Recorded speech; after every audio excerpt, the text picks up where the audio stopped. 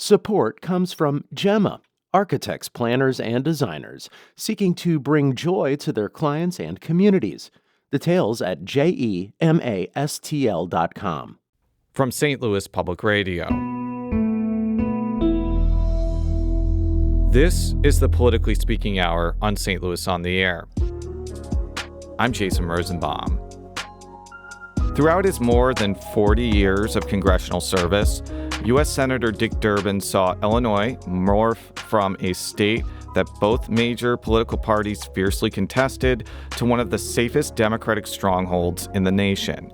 Perhaps the biggest evidence of this political metamorphosis is how lots and lots and lots of prominent Democrats are now vying to succeed Durbin after he announced he would not run again in 2026. And while there may not be as much general election suspense in Illinois as there was when Durbin first won his Senate seat, that doesn't mean the results won't be important for the state's political future and perhaps the 2028 presidential contest. Here to preview the land of Lincoln's 2026 election season is Brenden Moore, a statehouse reporter for Capital News Illinois. Brenden, welcome to the Politically Speaking Hour on St. Louis on the Air. Good to be with you, Jason. After Durbin announced his retirement, how would you characterize the reaction among Democrats in Illinois? I would say it was expected. It was kind of Durbin had waited a while. Several other prominent U.S. senators had announced their retirements before, and a lot of people were like, okay, Senator, we want to give you your space, but we also want to get our campaign started. Senator Durbin turned 80 this year. He was not expected to run for re-election, so it was very much kind of a expected retirement announcement, and a lot of candidates, as you mentioned, Jason, were ready to go to run for that seat when he announced in April. Do you think he would have faced a serious primary challenge had he decided not to step aside? Like, he's not considered a conservative Democrat at all.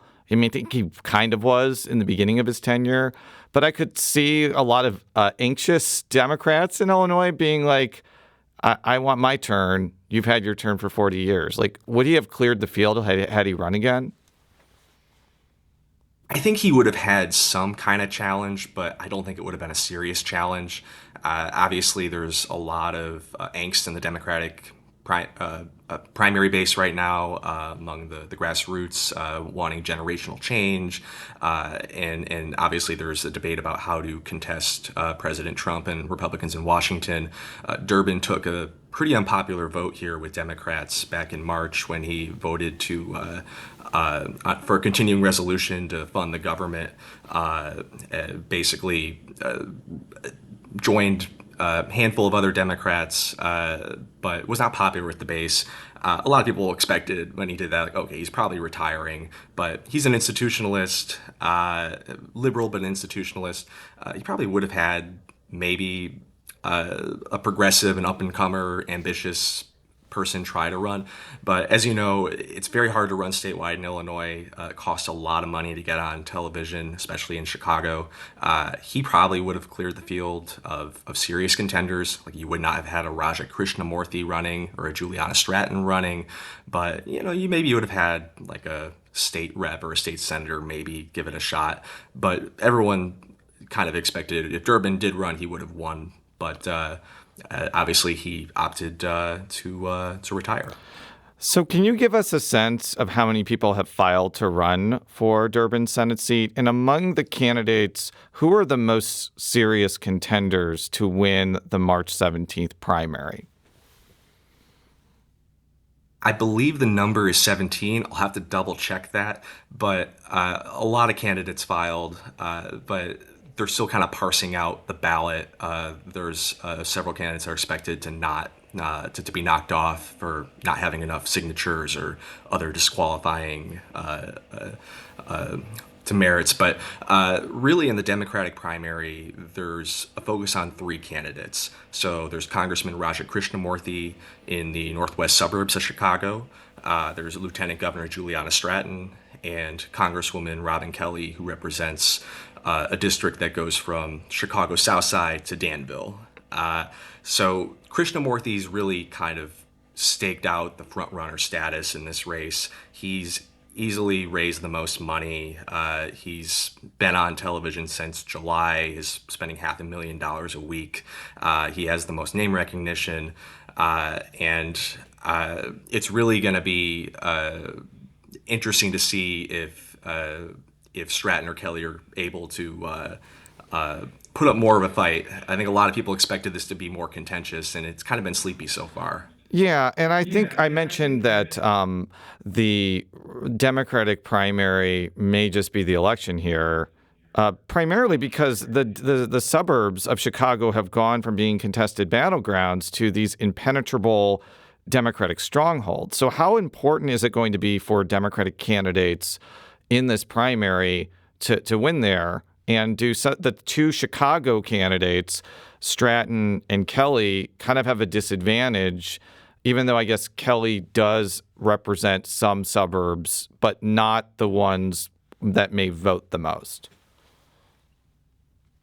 Yeah, I think that's been the big change in Illinois politics over the past decade or two is the suburbs, which used to be the bedrock of the Republican Party, have really shifted from not even purple. I mean, they're blue now. They are pretty safely Democratic, and they are what will help decide this election.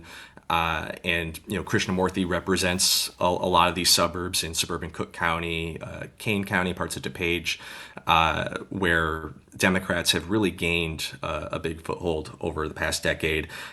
So he may have an advantage in some of those areas, although we should not discount that the base of the Democratic Party, the most loyal supporters of the Democratic Party, are still black voters on the south and west sides of Chicago and in the south suburbs, which Robin Kelly does represent.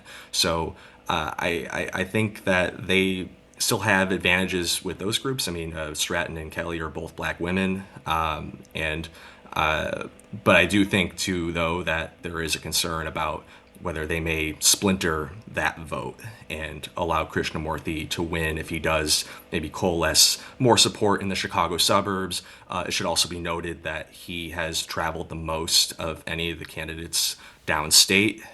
He, again, has a lot of money to spend on ads down here. So, while downstate may not be as significant of a cog in the Democratic base in Illinois, it could, help cushion in a contested primary, especially when you have several candidates that are splitting the vote. Yeah, that was actually going to be my next question, because probably the only area of Illinois where Republicans have gained ground is Southern Illinois, including parts of the Metro East.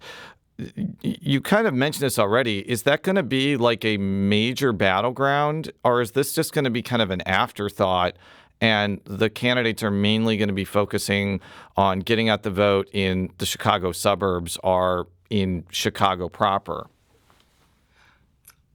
I think that they're going to battle for votes downstate. I mean, they're going to battle everywhere for votes because every vote counts in this state. And again, I think that it can be a decisive factor in a primary, where especially if you're splitting up votes in the Chicago area.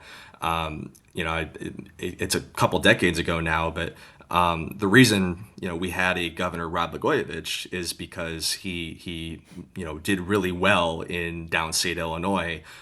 Paul Vallis, who later ran for mayor, did really well in the suburbs, but didn't. Had a fear of flying, didn't want to get on a plane to go downstate and campaign, and that hurt him. Even J.B. Pritzker did really well downstate in the Democratic primary in 2018. So it's probably a pretty small number when you look at the raw vote in a Democratic primary. It's still, Cook County and the collar counties are still going to be kind of where this thing is probably decided. But again, if this does get to be a close race, those votes not even in the rural counties, but like you do have some pockets of, medium-sized cities in downstate Illinois, such as Bloomington Normal, Champaign-Urbana, obviously in the Metro East, where you have, pretty strong Democratic support. And, that can make a difference. And again, I think Congressman Krishnamurthy has probably been the most visible down here, has really played up his downstate roots. He's from Peoria. He was raised there, and has tried to tie himself to Senator Durbin, kind of saying, I'm going to be kind of in the mold of Senator Durbin, representing the whole state, and trying to ingratiate himself with downstate Democrats.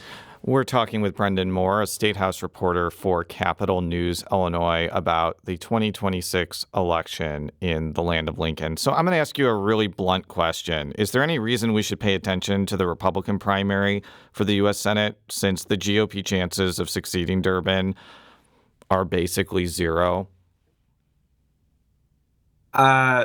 No. If we're being honest, the Democrat, whoever wins the Democratic primary, is going to be very heavily favored to win the general election in November. I think there are 6 or 7 candidates total that filed on the Republican side, but there's only one real serious candidate, and that's Don Tracy, who is an attorney in Springfield. He's the former state Republican Party chairman. His family owns Dot Foods based out of Mount Sterling, so he has some family money, independently wealthy. He'll probably be the nominee, but I especially in a midterm year where Republicans control the White House and a blue state like Illinois, it's very, very hard to see a Republican having much electoral success on a statewide election. Yeah, and that was actually going to transition into Governor J.B. Pritzker's decision to run for a third term as governor. Again, I'm not trying to predict elections. I typically don't do that. But given that he won by a really large margin in 2022, which was not a great year for Democrats, my question isn't if he's going to win re-election. Is he going to become the first Democrat in my lifetime to break 60% of the vote? That's actually what I'm interested in, because that's one of the weird quirks about Illinois politics. Illinois had Republican governors pretty consistently in the 1980s and 1990s who won sometimes by over 60% of the vote, and Democrats have only gotten 55, 56. Is next year the year J.B. Pritzker may actually break the 60% mark? I don't think so. And I say that because while Illinois is a safely Democratic state, and the northeast part of the state, the Chicago suburbs, where most of the votes are, safely Democratic. As you mentioned earlier, downstate Illinois has got a lot more Republican, and so that has helped, I guess, kind of stave off, the state from going, in a direction where it is Democratic in a way like Vermont would be. Although Vermont has a Republican governor, but continue. It's true. That is true. That's a good point.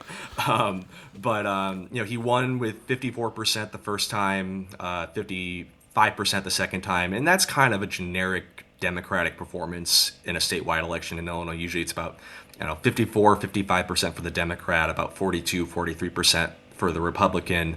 I would expect a pretty similar spread because J.B. Pritzker is very popular with Democrats. He will get his people out. There are more Democrats in this state than Republicans. But at the same time, he's not very popular with Republicans, and he's kind of got middling approval ratings with independent voters. So even for being, again, a Democratic state, I wouldn't say he's the most popular guy, with voters overall. But then again, I think then the question is, with any, incumbent running for reelection, it's kind of, what's the alternative? And I think a lot of people look at some of the options on the Republican side for governor, and especially in the Chicago suburbs, say, that's not somebody that I can vote for. No, the most popular Democrat who's ran for statewide was Jesse White because of the Jesse White tumblers. And and no one will ever beat the Jesse White tumblers.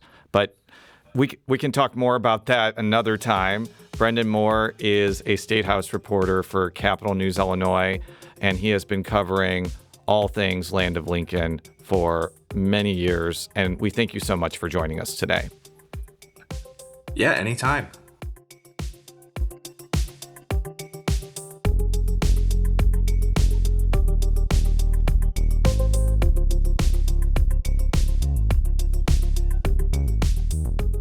Today's episode was produced by Jason Rosenbaum. Our audio engineer is Aaron Dorr.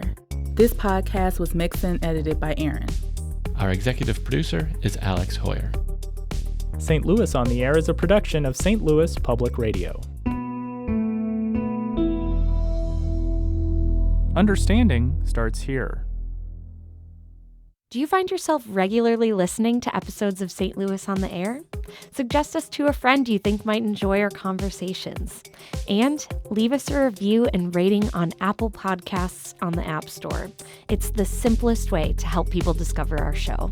Thanks. St. Louis Public Radio is a member-supported service of the University of Missouri St. Louis.